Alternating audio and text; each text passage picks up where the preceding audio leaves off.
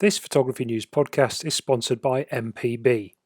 There's never been a better time to make good use of your kit, inspire others, make some extra cash, and make a difference. Sell your used kit today at mpb.com/sell and let someone else love it as much as you have. On this episode of the Photography News podcast, Roger explains why he's never cleaned his sensor, Kingsley chases dogs in the woods, and Will reveals what he gets up to at night. Hello and welcome to the latest episode of the Photography News podcast. My name is Roger Payne and I'm the editorial director here at Photography News. And in a week of positive news about a COVID vaccine, I thought I would introduce my two colleagues in the order in which they're going to get a jab. Starting off right at the front of the queue, quite rightly so, Mr. Photography and the editor of Photography News, Will Chung. Hi, Will. Hi, Rog. How are we doing? I'm looking forward to my jab. Thank you. You've got your sleeve rolled up already. Very much so. Yeah.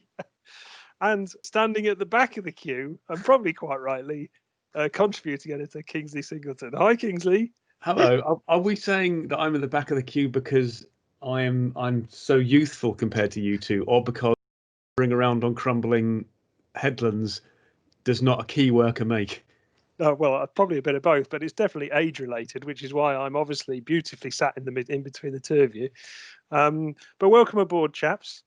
So Kingsley, let's come to you because I've insulted you early doors. So let's talk about what we've been shooting since we last got together. So Kingsley, why don't you start? What have you been up to? Bits and pieces. I just got back into doing a little bit of action dog photography. Went for a walk in the woods a few times with a few different friends with dogs, and kind of, to sort of keep your eye in. I think it's quite important to kind of do that sort of stuff and kind of refresh my memory about how bloody difficult it is to shoot moving dogs in dark woods. So how do you shoot moving dogs in dark woods?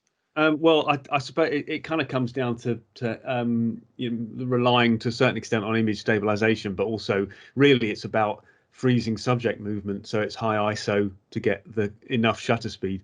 I mean, I think that's one of the things that a lot of people, like with the advent of such amazing image stabilizations, like we're talking about the XS10, weren't we, last time, the new Fujifilm camera, and the fact that you can get up to 6 stops. It's like, that's amazing, but it's not going to stop a running dog if you don't have the shutter speed. It's fine, the background will be absolutely perfect down to about 1 second, but all you're going to get is a sort of a kind of a brown streak of running dog. So what sort of ISO are you pushing it up to? Because I think, it's one of those things, isn't it? People may consider like, 1600, it's going a bit high at 1600, but modern cameras, they can go higher than that, can they? Are you pushing it further than that? I think we probably spoke about this before, and I think a lot of it comes down to personal kind of tolerances of how much noise you're willing to accept. But I was shooting at 1600 and 2500 ISO, and and this was on the D850, which, being a big high resolution sensor, actually has quite often more noticeable noise because of the pixel pitch. But so if you were shooting on like a 24 megapixel sensor, then pound for pound you get kind of incrementally better noise performance. But I mean, as I say, I was shooting at 1600, 2500, and fine, you zoom into 100%, you can see a bit of grain, but it's better to have a bit of grain than a blurry Shepsky. Absolutely. And presumably your shutter speeds, when I can say it, put my teeth in, your shutter speeds are equally fast to capture the movement. Yeah, I mean that was giving me kind of anything between 800 and thousandths of a second, perhaps slightly higher. I mean, those are speeds that ordinarily actually are quite sort of at the low end of what you'd maybe want, particularly for a kind of a subject that's rushing towards you quite quickly. But actually, what I also remembered as I was doing it was that sometimes you can get interesting results with the lower shutter speeds as well. And so if you're panning with a subject, you can get quite an interesting mix of blur and sharpness. But that's obviously a little bit more hit and miss. And how do you actually get the dogs to tear around in the right place for you? do you just sort of follow them around? Well, there's a few tricks you can use. The best thing is to be out with someone else and get them to do the wrangling, and then you can concentrate solely on the shooting. But before my pal turned up with his dog, what I was doing was doing the old fake out throw into the distance. So my dog would run off, then turn around and go, what's going on? And then I'd kind of fake the throw back in the other direction, get down into position as quickly as possible, and then try and pick her up as she was running towards me. But like that's not ideal. No one would choose to do that if you've got someone else to throw a tennis ball for you. Absolutely. And it's interesting what you were saying there actually about keeping your eye in, because that's certainly something that I feel I've sort of got quite involved in the last couple of weeks. As you know, my sort of a couple of podcasts ago, I was bemoaning the fact that I was kind of losing a reason to go out and take pictures, and as a result of that, I started taking out my Fujifilm X100S whenever I go out for dog walks in the morning. And initially, what I was doing was kind of trying to find a good picture and only going out when the light was right on certain days. But increasingly, I've just taken the camera out every single day I've gone out. And more recently, I've been, because of the time that I go out in the morning, I'm almost invariably hitting the sunrise at the moment. And sometimes the sunrises can be extremely fleeting. And I posted a picture up on Instagram actually this week, which Kingsley, you very kindly liked. Thank you very much for the I think like. that was a slip of the thumb. Which really was, I mean, it was one of those sort of incredible moments where it was really, really overcast. There was a little strip of light in the sky just above the horizon, and the sun just suddenly appeared and absolutely transformed everything for probably about no more than about 30 seconds to a minute. Took a few pictures, actually altered the white balance on the camera just to add a little bit of warmth to it, just to kind of warm the scene up. And then the image that I put up on Instagram was pretty much straight out the camera. Got quite a few likes, Kingsley included. Which was all good. So who else was it who liked it? Who was the other person? It wasn't me. No, it wasn't Will. Of course, it wasn't Will. No, I think I got. I mean, for the number of followers I've got, which is pitifully low. So if anybody wants to start following me, it's at Roger Payne. Good segue there. Thanks very much. I think I got about. I would say probably about 25% of my followers liked it. So I'm quite happy with that. Although I appreciate other people who aren't your followers can still like a picture, but I was happy with that return, and it's kind of made me realise that the whole thing about picture taking is that you've got to actually do it. And I think I was almost like going out and wanting to imagine this perfect scene and being there and taking it and then go home happy. But you've actually got to go through this process of actually taking some stuff to kind of get yourself warmed up, really, almost. And then actually, I've found that as I've started to do it, I've started seeing more images. Yeah, it's definitely about enjoying the process as much as it is the results of anything you do, I think. And that's also kind of like I think that a lot of people these days talk about mindfulness and kind of and having kind of those moments of to sort of to decompress from whatever your regular life is. And I think for a lot of people, photography, just being out with a camera and trying to do that kind of visual problem solving, or trying to elate yourself by finding something interesting to take a picture of is sort of really important. What do you think, Will? And what have you been up to? Well, given the lockdown, I think the idea of going out and doing all that sort of thing is all well and good, but I've been contemplating my navel and gaining my mindfulness by photographing flowers, believe it or not. I think I mentioned in the previous pod that I bought a light pad, which is this A2 thing, cost about 50 odd quid from Amazon. And it's an LED light basically. So what I've been doing is laying flowers on it, setting the camera above it with a tripod holding it down so it's shooting straight down, like shooting a flat lay, laying flowers on it, and then adding a light as well so it's not too dark, and just playing. And it's wonderful. And you don't have to worry about ISO issues or shutter speed issues. I've got everything set up. It's the tripod's above me. I've got a remote release in my hand. I put the flowers on a sheet of glass and then move them around and with a pair of tweezers. It's wonderful.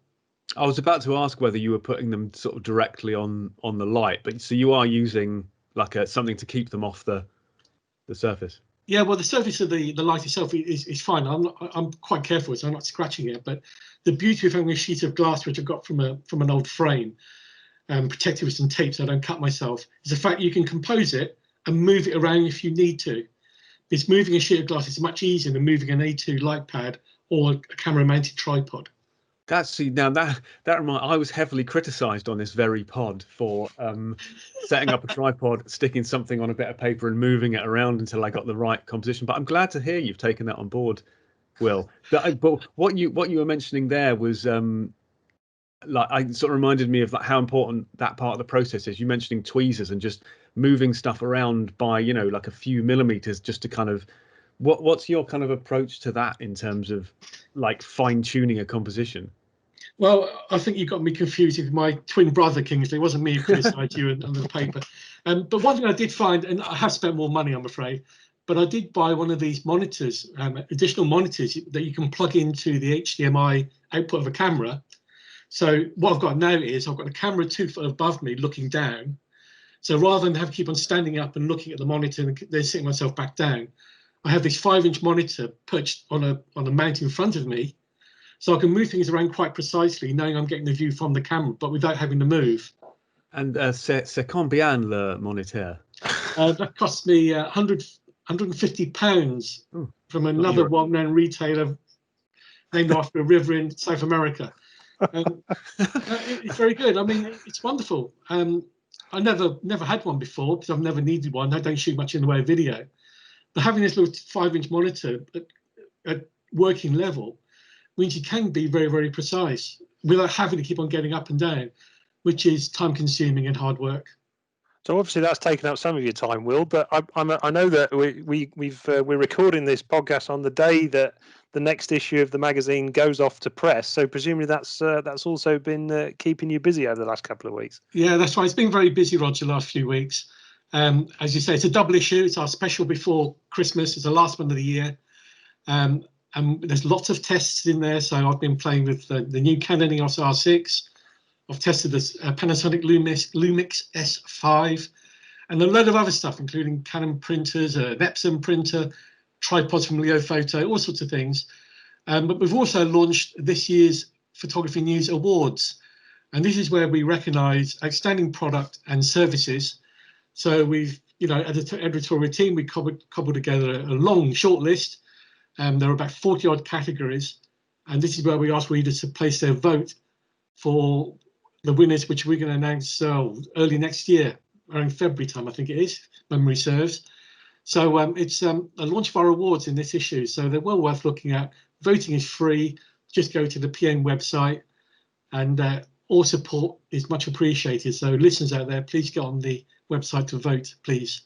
So the website that Will refers to is photographynews.co.uk, where you can also read the next issue and all the 82 previous ones. I think that's the right number. Photographynews.co.uk. The latest issue is available from, hopefully, I'm going to say today, because we're recording on Friday, but this podcast should go out on Tuesday, the 24th of November, which is the day that the issue is available. So please do go and have a look at that. And as Will says, get involved with voting in the PN Awards.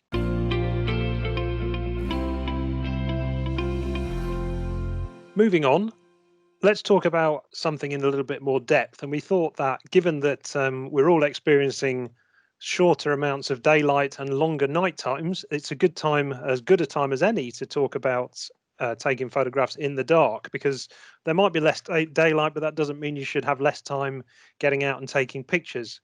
And going out in the evening and getting some great pics is extremely viable at this time of the year. So let's start, chaps, by talking a little bit about what we actually mean, or when is the best time to actually go out and take pictures? Because a lot of people say nighttime, but actually, Kingsley, we're not really talking about nighttime here, are we?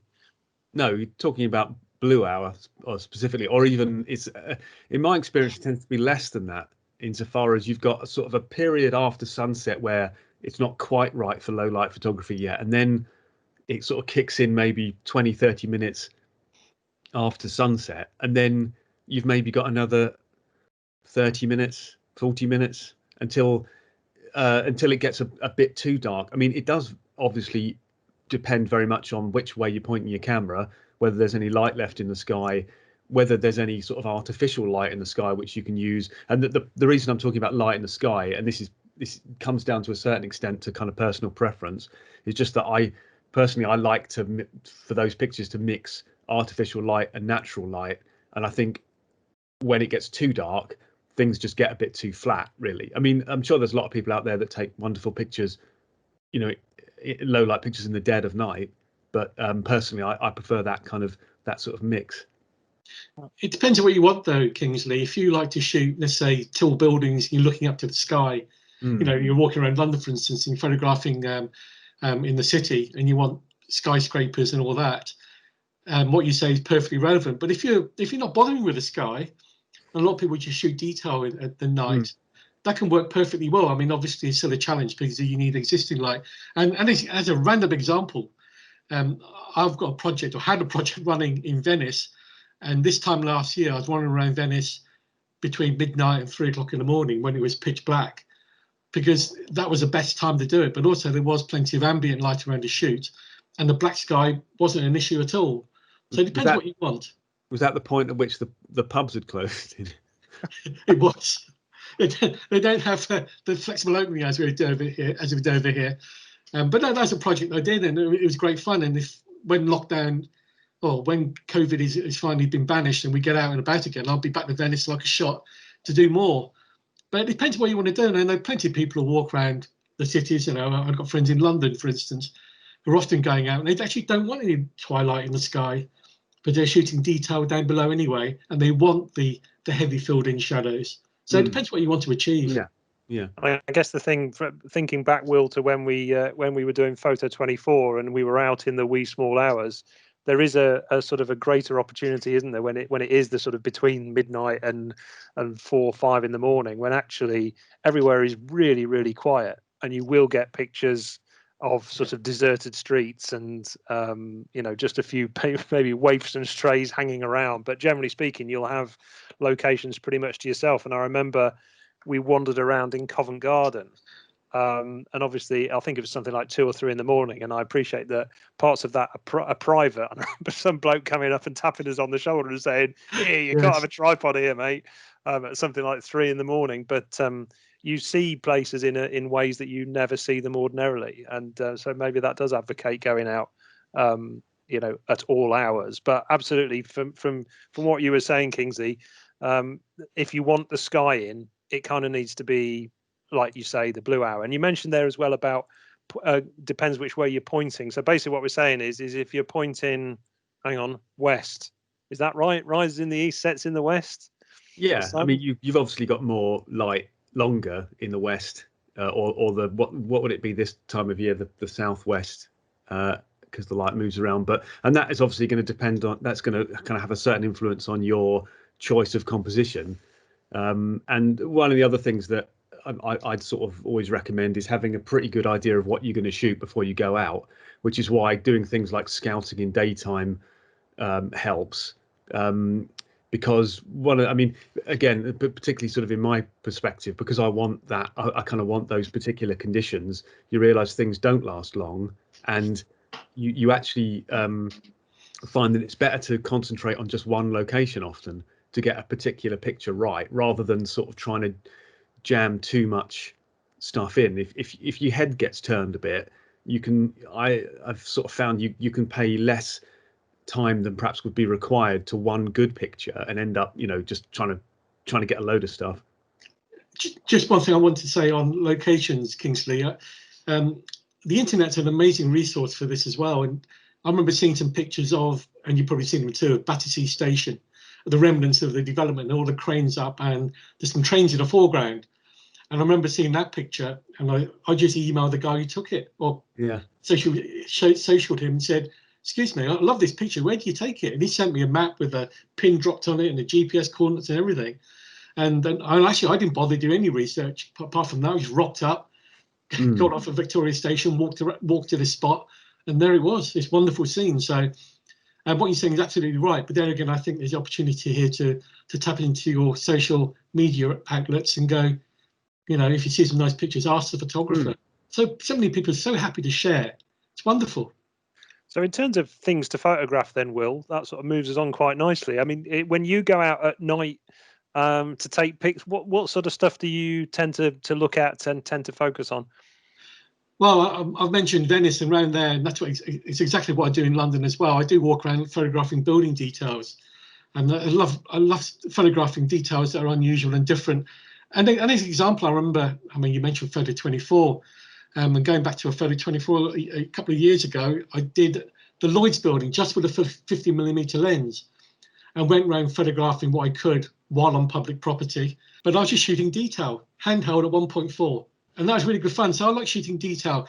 You know, I'm assuming not in blue hour. So I'm going for little things that are different and unusual and what people don't normally see. I am a bit of a light trail nut as well. So if there's anything moving on the roads, I'm very happy to do light trails. And of course, light trails is a good thing to do when it is properly dark as well. And talking about traffic trails or light trails, you know, how do you, what's your approach there? Because you know, there's the roadside approach, isn't there, where people can pick a low viewpoint and sort of photograph upwards with a building behind and get the traffic trails that way, or you can go for a sort of an elevated position over a busy road or something like that. What's your preference there?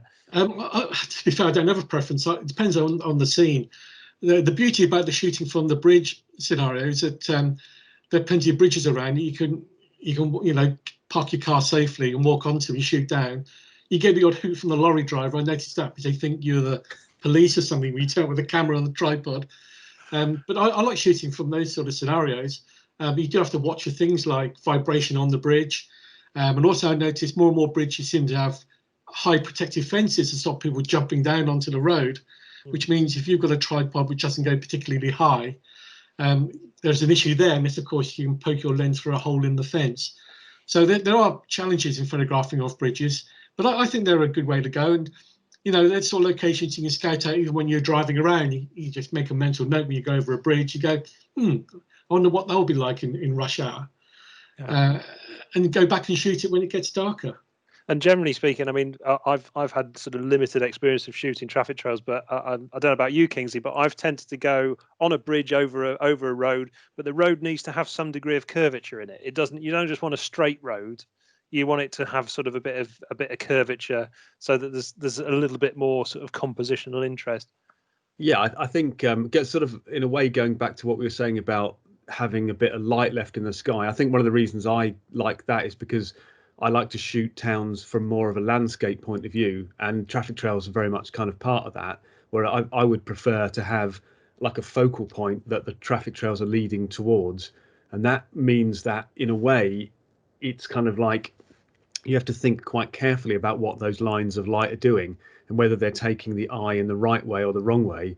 And also you have to think about whether you're going to get nice unbroken lines of light, because if you spend a little bit of time observing the traffic, then you'll be able to see when it stops, when it moves again, and start to kind of work out how long your exposure can be to get a nice kind of smooth trail without like there's a spot in town where I did some pictures recently, and there is a good shot there, but damn, it's difficult because there's a right hand turn in this road, and so quite often a lot of people will stop, and that means everyone else stops, so your trails are kind of ruined in one direction, and then the other cars stop, and it's like getting, and this is why I was saying about concentrating on one location. It could take quite a long time to get the kind of traffic flow that you want.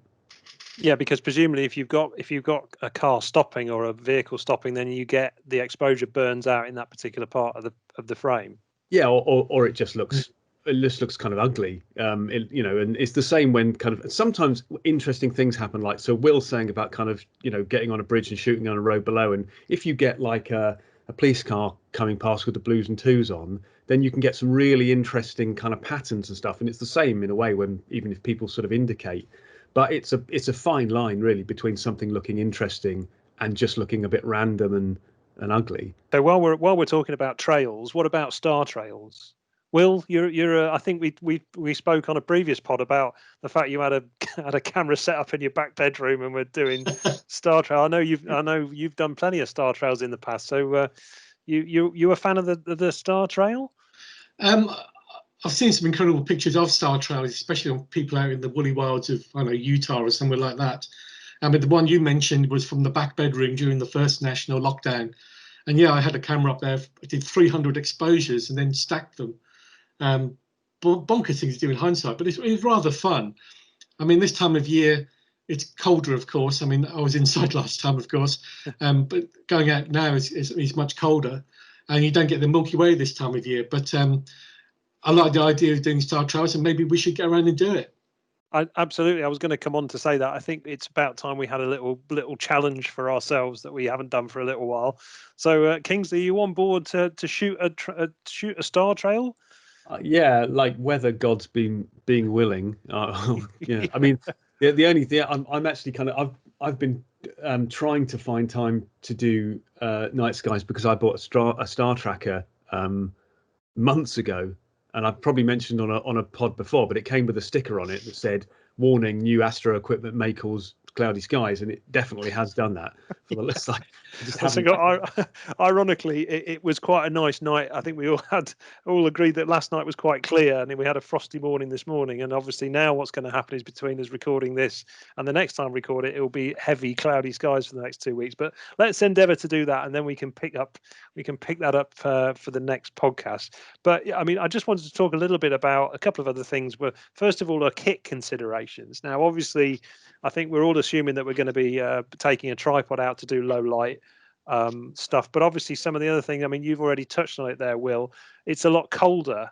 And what does that mean in terms of kit considerations? I mean, talking about batteries and how you stop lenses misting up and things like that. So what's your view on that?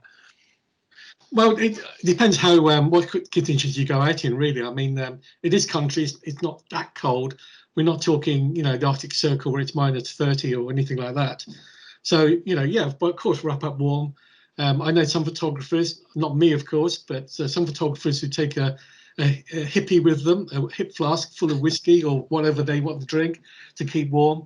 But things like, a head torch. You definitely need a head torch.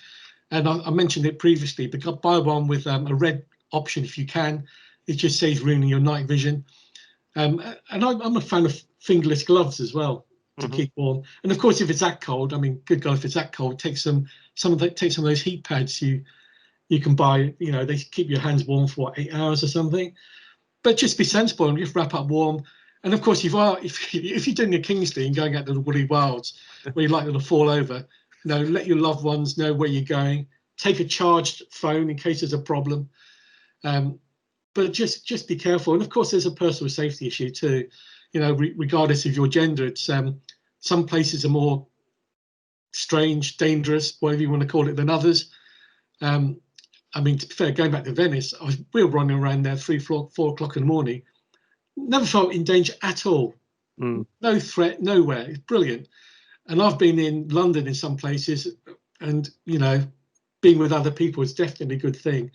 So if you've got some mates who want to try the same thing, yeah, go along with them and stay within vision of each other as well if it's feeling a little sensitive. And if in doubt, pack up and go home. Absolutely, going out in numbers is definitely a good bit of advice. Just going back to the kit, Kingsley, extra batteries necessity or not a necessity?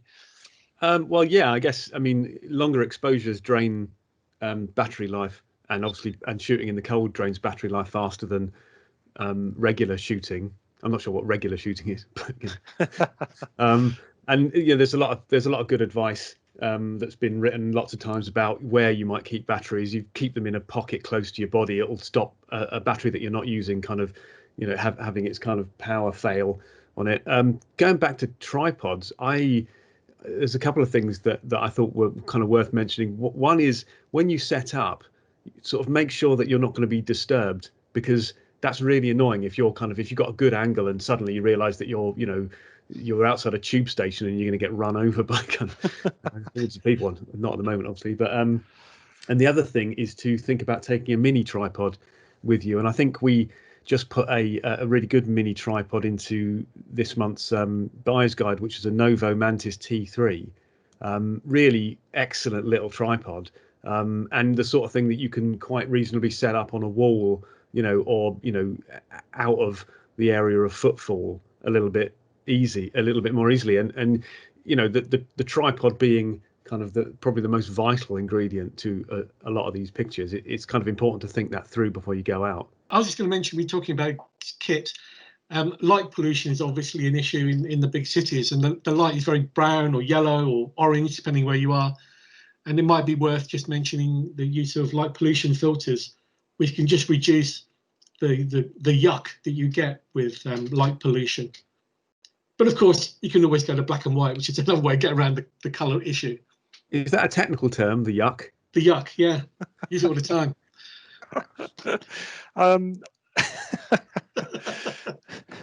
So what about, because I was just going to ask about this lenses misting up thing, because on the occasion, so if I've gone out to shoot a star trail, let's say I shoot it outside my house, I'm lucky enough to live out in the middle of nowhere, so I can actually shoot star trails quite easily from my back garden. But if you go from a centrally heated house into a freezing cold garden, do you need to leave the camera out there for a little while to sort of acclimatize? No, I found, Roger, it's the other way around. I found with condensation, it's when you come back in that you get condensation on it.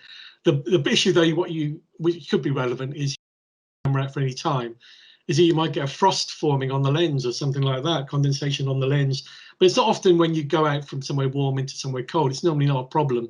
It's usually the other way around, I think. Okay.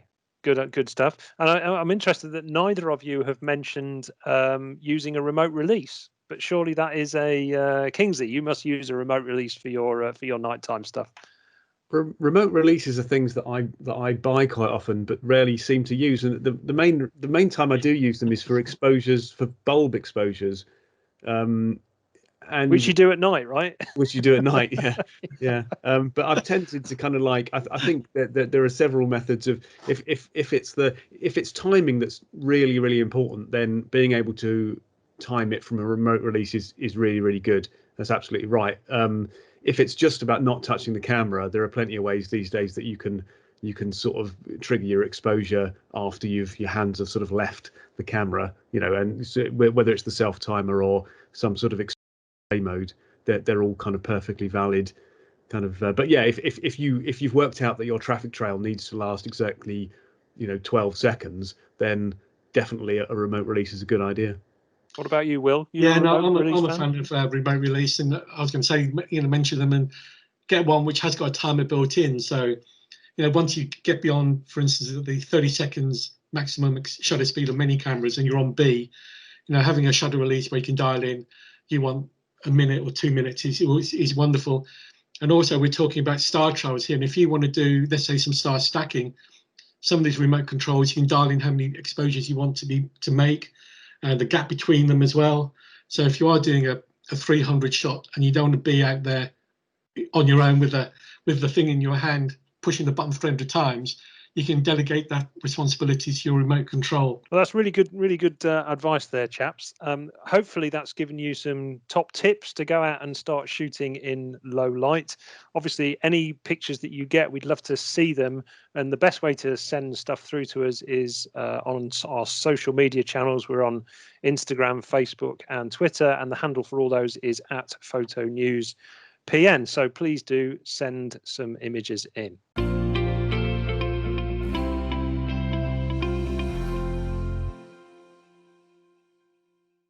This Photography News podcast is sponsored by MPB. Use their free online valuation tool to instantly find out exactly how much your gear is worth. Get super fast payments straight into your bank account, and if you change your mind at any point up until you get paid, they'll ship it back for free. Moving on, we thought we would answer some reader questions. Everybody who sends a reader question in does so at podcast@photographynews.co.uk. So we'd love to hear your questions. We'd love to see some more questions from you as well. So please do get in touch with us on podcast@photographynews.co.uk. But the three we've got this time round, let's start with one from a chap called Trevor Wilson in Llandudno, And he said, I'd like to get a wide angle zoom lens for my Canon EOS 80D. I've got an excellent condition EFS 18 to 55 kit zoom to trade in. I'm happy to look at options both from Canon and other manufacturers. I'd prefer it to offer full frame coverage as I'm considering upgrading my camera body next year. So what options would you suggest? Well, Trevor, as we are very kindly sponsored by the lovely people at MPB, we thought that we would put this question to one of their guys to answer for you. So I got in touch with a chap called Ian Howarth, who is senior content producer at MPB, and he gave me this answer to your question. Well, thank you, Trevor, for your query. It's a very good one. So we've got 3 lenses for you to pick from. I think just to kind of preface, the reason we've chosen these lenses is they provide a good compromise in focal range. So they are good all-purpose zooms, both for an APS-C crop sensor camera as well as a full-frame camera. Obviously, on a full-frame camera, they'll be a little wider because of the full-frame coverage, but generally speaking, these would be very good lenses, very usable lenses across both formats. So starting at the very top, for the more budget-conscious photographers out there, I would recommend the Canon 17-40 f4. It's a slightly older lens and an older lens design, but you're still getting L lens quality. A truly fantastic lens. Now, don't let the f4 maximum aperture fool you. This is an incredibly sharp lens. Great for all-purpose photography, certainly for the APS-C crop sensor. And it can be had for £359 in excellent condition from us. The second option I would recommend is a Tamron 15-30 f2.8 VC. It's a little bit more at £624 for excellent condition, but this lens kind of steps it up in a few different ways. It's a much more modern lens, so overall the lens design is newer. So it has updated coatings to resist flare and other kind of aberrations within your image. But it also has a faster aperture, so it's f2.8. So if you do want to kind of control depth of field a little bit more, this lens will give you that option. But more importantly, it has image stabilization. So it means that you can actually run shorter shutter speeds without introducing any motion blur. So that's our middle pick of the bunch. But a top pick, I would say, will be the Canon 16-35 f4 IS. It's a newer lens, and although it loses a stop in maximum aperture at f4, because of modern sensor technology, you can actually make that up with the sensor itself by just whacking up the ISO without introducing any noise. This is an incredible lens, fully modern construction, both in construction and optics, but also in terms of the coatings. But also it's an L lens, so you get overall better picture quality. But also, much like the Tamron, it has IS, so you can run the shorter shutter speeds without introducing motion blur if you don't have a tripod. So those are our 3 picks. Well, there you go, Trevor. Hopefully that was useful for you. As an aside to that, Ian Howarth, it turns out, is actually a very capable photographer himself. And he's got an Instagram following which I would personally kill for, of 151,000 people. So if you'd like to take a look at the work that Ian has produced, then you can do so by following him on Instagram on @iHowarth. That's IHOWORTH. So @iHowarth, go and take a look. He's got some really interesting stuff on there anyway. So moving on to some questions that you chaps can answer. Let's go to one from Bob Hay in Weston-super-Mare. And Will, I'm going to come to you first. He says, I've got some dirt on my sensor and need to get it clean. Can you recommend any DIY products, or would you advise a professional clean? Will, you're a fan of the DIY option, right? Well, I'm not a fan's the wrong word, Roger, in a way. It's a bit too strong, but it's necessity, because often I find, I'm preparing for a shoot, and unless I'm going out later for a sunset, and I might quickly check that the camera's working and that there's a card in there and the battery's working, etc. And I might do a quick shot at f22, because to identify dust, you have to shoot at a small aperture for this thing called the depth of focus. And I might find there's big hair on there or something, and to save lots and lots of retouching later, I like to try and get rid of the dust. And of course, if I'm shooting imminently, the idea of a professional clean is just not feasible. So I have my own kit. I have this thing called an Arctic butterfly, which is a nice little gadget. It's a brush, which you turn on, and the brush spins to get rid of all the dust, and it charges the thing up. And then you get the mirror up, or wherever, in the case of an SLR, or just open the shutter on the mirrorless camera and use this brush. You can get rid of some of the big pieces of debris.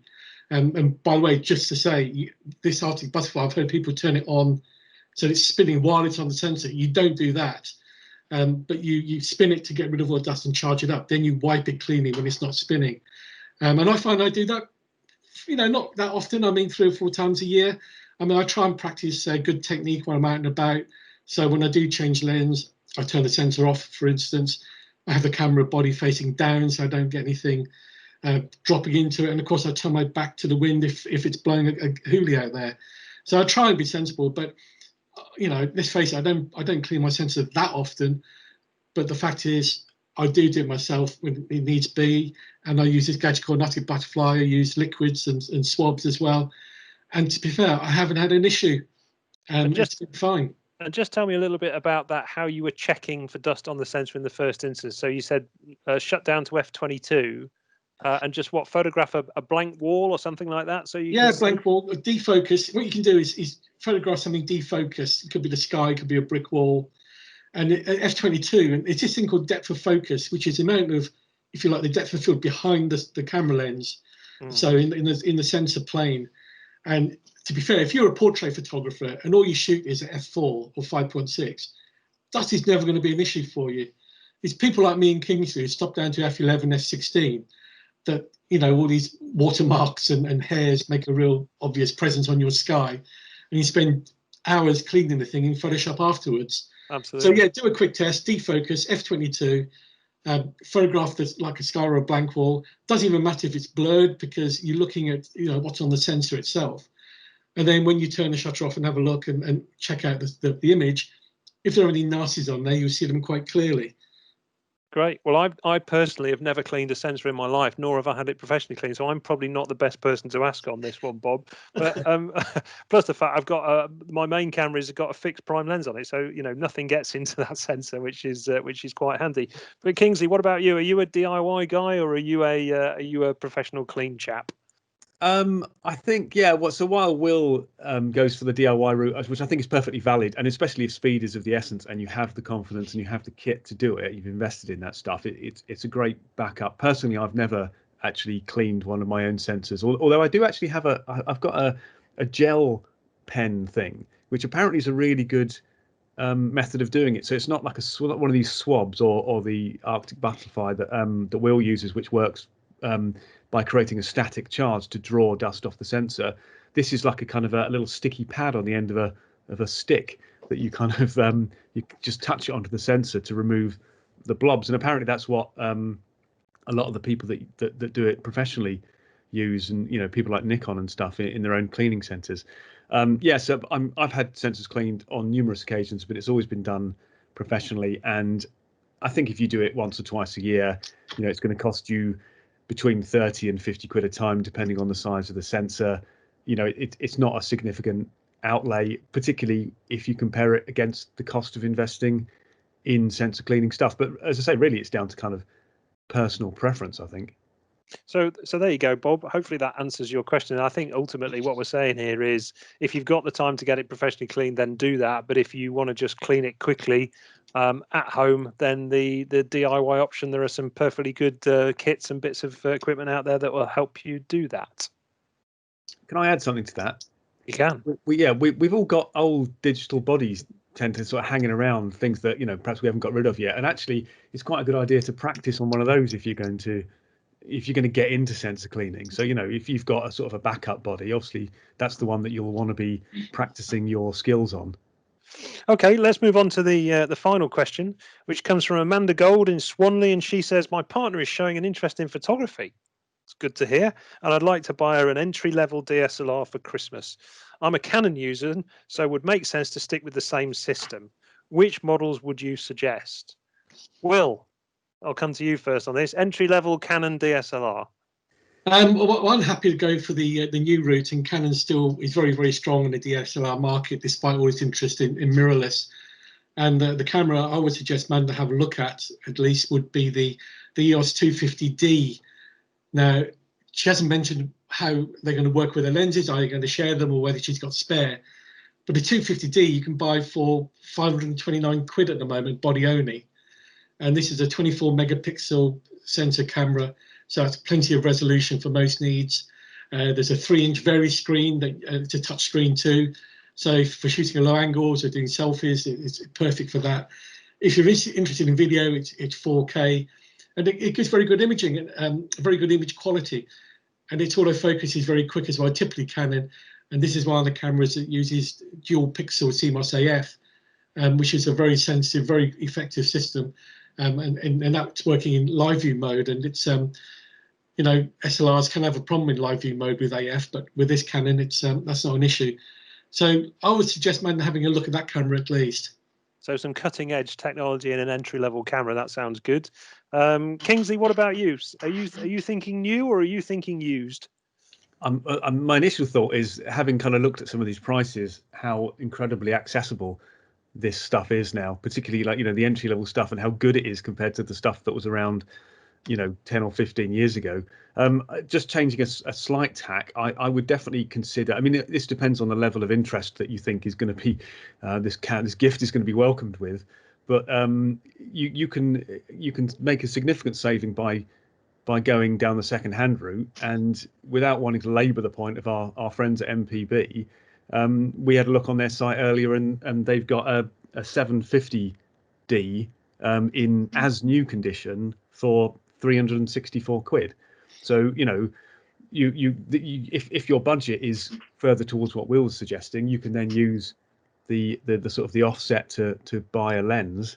But, you know, like a camera like that's 5 years old, 24 megapixel sensor, you know, still a really good camera. It kind of depends on what the budget is and what the expectation is, I think. But I definitely think the second-hand route is one that's worth considering. Yeah, and looking at that particular camera on MPB, that one at 360 odd quid is like, it's only got 1,500 actuations, so it's barely been used. So you know, it's a pretty good buy. Pretty good buy. Well, hopefully, Amanda, that gives you some food for thought, and I'm sure your partner will be very happy with whatever you choose to buy her for Christmas. Like I say, if you've got any other questions that you'd like to send in to us, then do get in touch with us on podcast@photographynews.co.uk. So, gentlemen, before we go off and get our vaccine jabs or get in the queue, we wouldn't end a Photography News podcast, Will, without a Will's word of wisdom. So I believe you've got something for us related to our chat earlier about nighttime photography this time. Well, I have, Rog, but Kingsley's stolen my thunder in a way, because he was talking about getting there early to get the blue hour and twilight, and because that's what I was going to say. But another tip I'd give is this one, which happened to be, it was in London. I was doing some pictures at night, and it was all going well, and some bloke wandered over to me. I think he had a few beers, but anyway, he wasn't threatening or anything like that. But he says, can I have a look at what you're doing? I said, yeah, fine. Then I thought, well, hang on, he was about maybe 30 yards away in front of me. How the hell do you know I was taking pictures at that particular point? And he knew I worked out because, and I was using not a remote control, but the self-timer to fire the camera. And the self-timer, as in many cases on many cameras, there's an LED at the front which blinks to give you a countdown. So I realized that had alerted the guy to the fact I was taking pictures. So my word of wisdom is, and you've mentioned me and my black gaffer tape before, get some black gaffer tape and hide your LED so people actually don't know when you're shooting. Very simple thing. I'll just bring us into the 21st century here and point out that many cameras, you can turn that facility off in the menu without resorting my cameras, mine must be too not advanced enough then, Kingsley. Well, either way, whether you can turn it off in a menu or whether you need a bit of black tape to stick over it, I think that's a really good bit of advice, Will. And obviously, I'm sure Kingsley will apologise profusely for ruining your original top tip. Well done. Well, thanks very much, chaps. That brings us to the end of another Photography News podcast. We hope that you have found it interesting. And as I say, do get in touch with us, podcast@photographynews.co.uk. So that just leaves me to say Thank you very much to Mr. Photography and the editor of Photography News. Will, you better go and see your magazine off to press now. Thanks, Will. Only 7 pages to go, Roger. I'm nearly there. Anyway, thanks for everything and take care, guys. And thanks to the listeners, and we'll see you again soon. Absolutely. And thanks also to contributing editor, Mr. Kingsley Singleton. Thanks, Kingsley. Thanks very much. It's a pleasure, as always. And if anyone has been sort of inspired by the low light discussion, I would definitely say get out there and do it, because it's one of those things. If you haven't done it before, it's one of those things where your photography really can kind of take off. It's a sort of it's a place where you discover kind of new things about how the camera works and what you can achieve, I think. Absolutely. Top bit of advice. Get out there and do it. I can't really say much more than that. So we'll see you again in a couple of weeks. Cheers.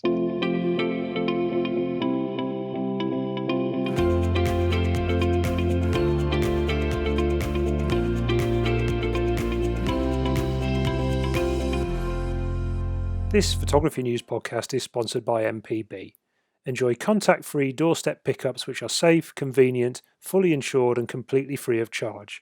Plus, with 250,000 customers and 5 stars on Trustpilot, you can trust them and sleep easy.